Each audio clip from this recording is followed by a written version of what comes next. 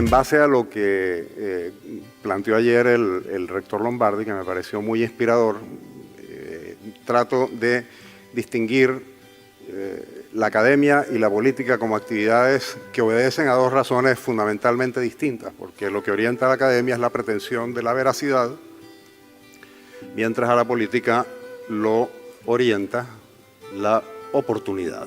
Entonces, la veracidad supone un compromiso con una búsqueda independiente, autónoma, digamos, de pensamiento, no con verdades absolutas, porque eso siempre es discutible, ¿verdad? Las verdades absolutas están relegadas a épocas en que se consideraba que era la verdad teológica, el dogma, y bueno, fíjense a todo lo que nos ha llevado eso con el fundamentalismo musulmán. Entonces, pretender verdades para imponerse a todos es una pretensión vana, pero sí las verdades construidas en lo que se llamaría una comunicación horizontal, donde hay un respeto al discurso, donde hay un espacio público, no publicitado, que es distinto, un espacio público para el interés público, y eso tiene que ver fundamentalmente con la actividad académica.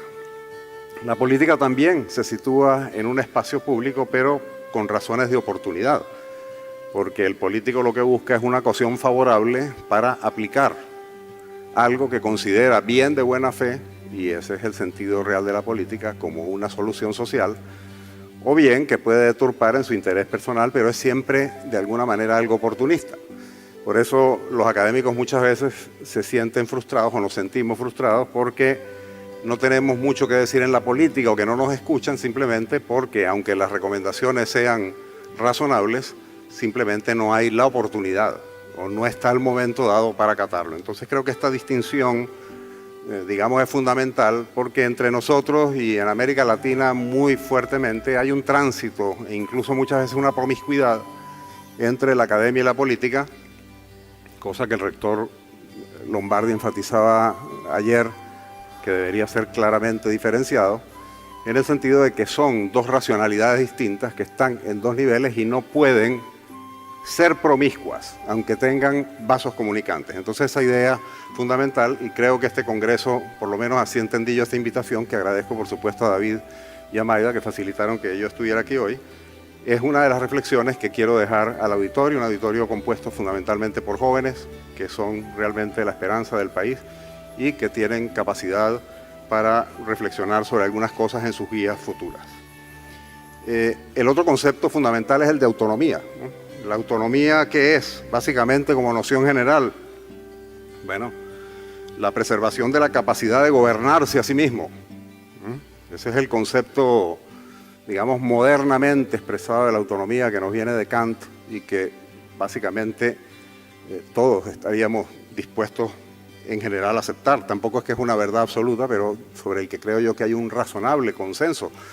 Cuando uno dice que una persona es autónoma, piensa en una persona que es suficiente, o si no es totalmente autosuficiente, se gobierna a sí mismo, y toda la base de la imputación y las relaciones jurídicas modernas están basadas sobre ese principio. El principio que se llama el libre albedrío es la autonomía de la voluntad, la capacidad de gobernarse a sí mismo y responder por los actos. Entonces, la universidad como entidad autónoma tiene una dimensión fundamental que es la capacidad de gobernarse y preservarse a sí misma. Y tiene eso una visión, un lado que es fundamental, que es, en primer lugar, la independencia de pensamiento. Y por eso la autonomía es hoy una norma reconocida por la Constitución. Pero mucho antes de la Constitución ya estaba contemplada en la Ley de Universidades, una ley preciosa, basta ver la definición de universidad que hace el artículo 1, ideada por personas muy ilustres a la caída de la última dictadura militar, y que plantea eso, una comunidad de intereses espirituales, ¿verdad?, para la búsqueda de la verdad y el afianzamiento de los valores trascendentales del hombre. Creo que es una definición perfecta, o si no es perfecta, muy cerca, digamos, de la perfección. Entonces, esa independencia de criterio, esa comunidad intelectual que se crea más allá de la coacción, de la imposición, que impone una horizontalidad discursiva, aunque hayan las jerarquías académicas, eso es algo fundamental para la universidad, eso es algo que ha existido en toda idea seminal de universidad y es algo que creo que debe preservarse, pero la autonomía también tiene otro aspecto que a mi modo de ver quiero destacar acá, en este momento de crisis, pero yo creo que el problema fundamental que está enfrentando Venezuela es un problema económico y militar. No voy a entrar a abundar en eso, pero dado que los acontecimientos nos han llevado allá, aquí habrá que sentarse a discutir sobre un problema económico, de cómo resolver el problema de la renta petrolera en una situación de escasez con la caída de los precios del petróleo, cómo se va a avanzar a otro modelo que es al final un modelo de distribución de recursos y un modelo de sociedad militarizada, que tiene raíces en la propia historia republicana. También, como dijo Lombardi ayer, no es algo novedoso. Chávez no es la expresión de una cosa nueva, es algo que desde la época de Bolívar estaba planteado con la lucha entre el partido militar y el partido republicano, que tiene la historia de Venezuela plagada de gobiernos militares, de gobiernos autoritarios, y un desprecio a lo civil que se considera de alguna manera débil y sobre todo asociado ahora en el imaginario chavista a la traición de Santander, ¿no? Y como Santander, aunque era militar, estaba, digamos, aliado al partido civil, entonces por antonomasia todo lo que es civil es impuro, degradado y no sirve. Tenemos que reflexionar sobre eso, el problema económico y el problema militar. Pero la autonomía es algo que rebasa, por supuesto, eso y rebasa la contingencia particular en la que pudiéramos estar incluyendo. Yo creo que la autonomía pasa por una obligación casi en este momento de contribuir a generar recursos propios por parte de las universidades autónomas. Ese problema no lo tienen planteado por lo menos tan dramáticamente las universidades privadas. Las universidades autónomas sí, porque son dependientes totalmente del Estado, y creo yo que hay que avanzar para algunas formas de que les den, no van a suplir, por supuesto, completamente los recursos, y hay, por supuesto, una responsabilidad de Estado, pero ahora lo que hay es una lucha, una competencia por recursos que se están haciendo escasos, porque el proyecto chavista ha expandido la educación superior a unos niveles insospechados antes, y entonces hay muchísimos actores compitiendo por recursos que antes estaban concentrados en instituciones más reducidas. En el fondo el problema económico es ese. Y muchas de las secuelas que se producen es un problema de redistribución de la renta. Entonces, dentro de ese cuadro, repensar la autonomía con algunas iniciativas que jurídica y económicamente planteen esto, creo que es una reflexión que hay que hacer y que es obligado.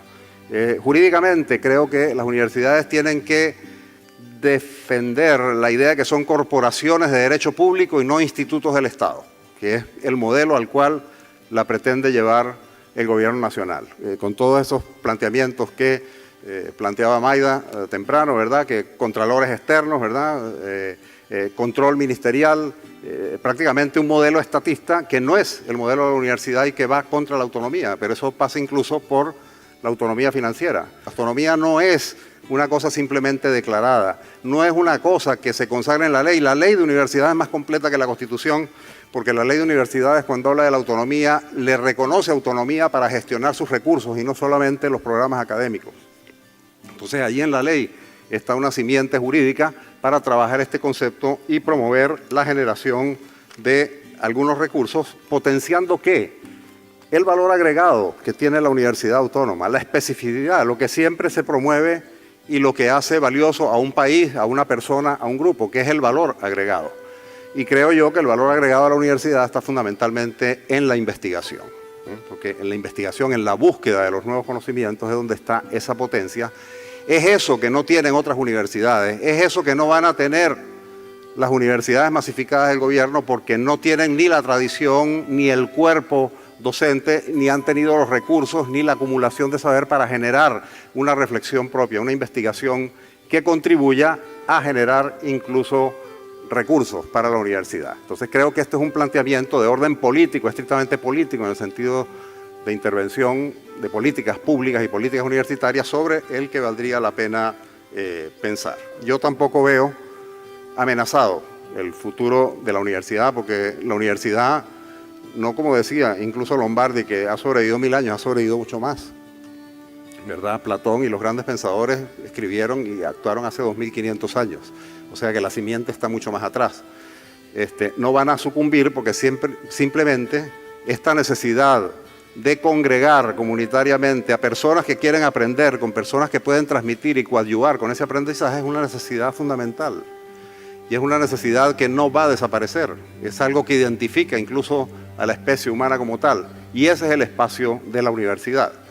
Entonces, creo yo que la universidad enfrenta, por supuesto, desafíos, cambios, que en el momento actual hay una situación evidentemente de tirantez, que es básicamente por lucha de recursos y que se traduce en otras dimensiones, pero que podríamos avanzar con algunas de las recomendaciones que hizo Confucio, mucho antes incluso de Platón, 100 años antes de Platón, cuando hablaba de lo que correspondía fundamentalmente a lo que él llamaba la persona influyente.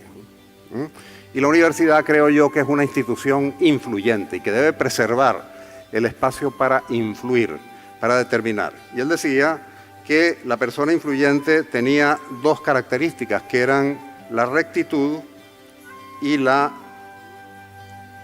franqueza. Entonces, fíjense, son dos elementos que aún aplicados a seres humanos se aplican a la institución universitaria entendida en su cabalidad. Es franca, ¿verdad?